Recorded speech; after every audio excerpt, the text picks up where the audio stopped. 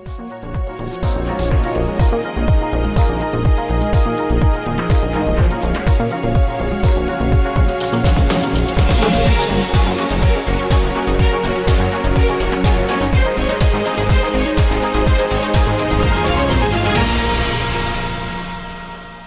एक तरफ राजधानी दिल्ली में मानसून आने से पहले नालों की सफाई व्यवस्था की जा रही है, वहीं दूसरी ओर ये नज़ारा है उत्तर पूर्वी दिल्ली के सीलमपुर विधानसभा क्षेत्र के गौतमपुरी वार्ड 226 का। आप इन तस्वीरों को देखकर हैरान हो जाएंगे कि किस तरीके से नालों में गंदगी के अंबार लगे हुए हैं। एक तरफ तो सरकारें प्लास्टिक मुक्त अभियान चलाती हैं और वहीं दूसरी तरफ क्षेत्र की जनता पन्नियों में कूड़ा भरकर इस तरीके से नालों में डाल देती हैं।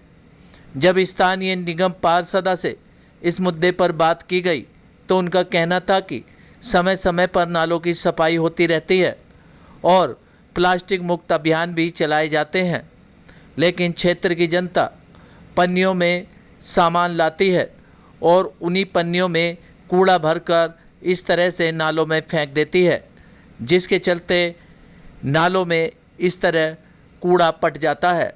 वहीं क्षेत्रीय लोगों का कहना था कि इस गंदगी की वजह से उन्हें नारकीय जीवन जीने के लिए विवश होना पड़ रहा है। क्या कुछ कहना था वार्ड 226 की क्षेत्र की जनता और क्षेत्रीय निगम पार्षद का, देखिए रिपोर्ट। ये गौतमपुरी, मेरा नाम है मोहम्मद नौशाद। अच्छा जी, गौतमपुरी इलाका है। ये गौतमपुरी का इलाका है। गौतमपुरी का 12 नंबर का स्कूल है। महीनों से तो ये बंद पड़ी थी, लैट्रिन बच्चों की परेशानी हो रही। यहाँ का नाले का कूड़ा डाल देते हैं यहाँ पे। अच्छा, रास्ता बंद कर दिया था? रास्ता बंद पड़ा था। ये रास्ता कम से कम 15 दिन से बंद पड़ा हुआ है। ये आज उठना चालू हुआ है कूड़ा सारा। अच्छा, तो इतनी बदबू है, यहाँ से लोगों को निकलने में भी बड़ी दिक्कत है। नहीं जाते हैं, लेकिन सुनने वाली बात क्या है, नाला इतना गंदा रहता है, या तो इसको कोई चीज़ से कवर कर दिया जाए। जैसे कि हमने गोरख पार्क में देखा है, जाल लगा दी उन्होंने, कोई कूड़ा नहीं डालता उसके अंदर। यहाँ गली मोहल्ले वाले सारे कूड़ा डाल देते हैं, इसके अंदर भर जाता। सफाई करके जाते हैं तो परेशानी सभी को होती है, कूड़ा इधर भी निकलता उधर भी निकलता।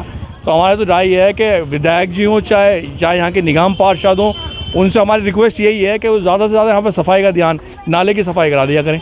और क्या है, परेशानी सभी को होती है यहाँ पर। ये कूड़ा पड़ा रहता है, सब ढेरे उठाने वाले नहीं होते।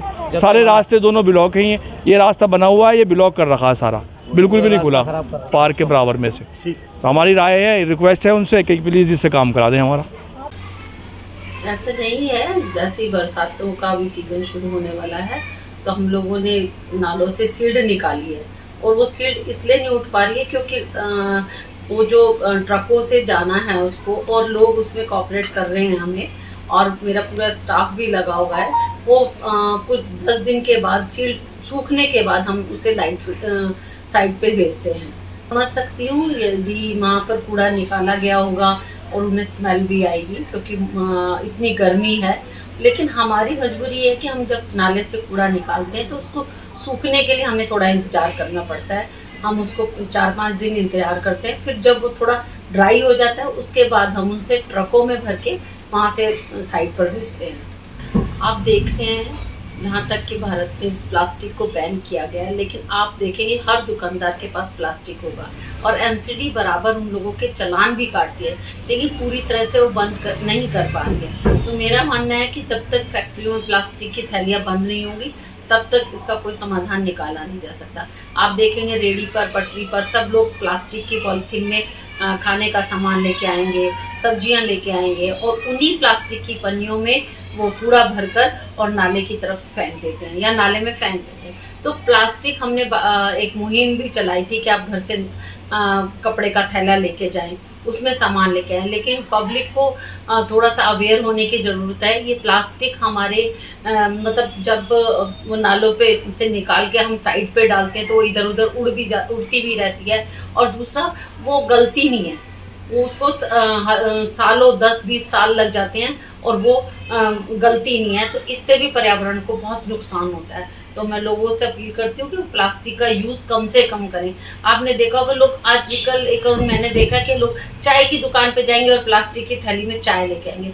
वो इतना हार्मफुल है कि हमें प्लास्टिक के साथ इतने मतलब गर्म चीज़ों को उसमें नहीं डालना चाहिए। होटल में जाएंगे, होटल में सब्जियाँ प्लास्टिक की थैली में होंगी। तो ये लोगों को समझना चाहिए, ये हमारे सेहत के लिए बहुत नुकसान करने वाली चीज़ है और प्लास्टिक को कम से कम यूज़ करना चाहिए। आपने देखा होगा नाले में जो सारी फ्लोडिंग भरी है वो प्लास्टिक की भरी हुई है, पन्नियाँ भरी हैं, उसमें गार्बेज मतलब कूड़ा रखते हैं और उसको नाले में फेंक देते हैं। तो पिछले दो बार 2-2 महीने में 2 बार सफाई हो चुकी है नाले की और फिर उतनी ही फ्लोडिंग पीछे से बहकर आ जाती है। जब हमने वहाँ पे जाल लगाया तो लोगों ने उस जाल को भी उखाड़ के फेंक दिया। तो मेरी आपके चैनल के माध्यम से अपील है कि हमें थोड़ा कोऑपरेट करें और डस्टबिन में कूड़ा डालें। वहाँ जो हमने डस्टबिन रखे हैं उनके अंदर कूड़ा डालें, बकायदा उसमें नाले में डालने के बदले। वैद बाबूराम वर्मा, 15 सालों का इलाज का भरोसा। हमारे यहाँ आयुर्वेदिक औषधियों के द्वारा सभी बीमारियों का सुविधाजनक इलाज किया जाता है, जैसे खांसी, सांस, दमा, बुखार, टाइफाइड, मलेरिया, पीलिया, बवासीर, शुगर, हेपेटाइटिस, खूनी बवासीर, पिरमे, श्वपनदोष, लघु शंका आदि का इलाज आयुर्वेदिक पद्धति द्वारा किया जाता है। इसके अलावा सभी बीमारियों की जांच भी तसल्ली बख्श की जाती है, जैसे अल्ट्रासाउंड, एक्सरे, ईसीजी, रक्त, मलमूत्र, वीर्य की जांच इत्यादि। हमारे यहाँ दिल्ली सरकार द्वारा टीकाकरण, टीबी का इलाज व जांच मुफ्त की जाती है। हमारा पता है वैद बाबूराम वर्मा चैरिटेबल सोसाइटी, 329 गली number 9, Mandoli extension, near Nand Nagri bus depot के सामने, दिल्ली 93। आप हमारे नंबरों पर भी संपर्क कर सकते हैं। हमारे फ़ोन नंबर हैं 9213329205, 9211478312, 9910418312। आप हमारे चैनल पर भी दिए गए नंबरों पर भी संपर्क कर सकते हैं। हमारा फ़ोन नंबर है 8506973234।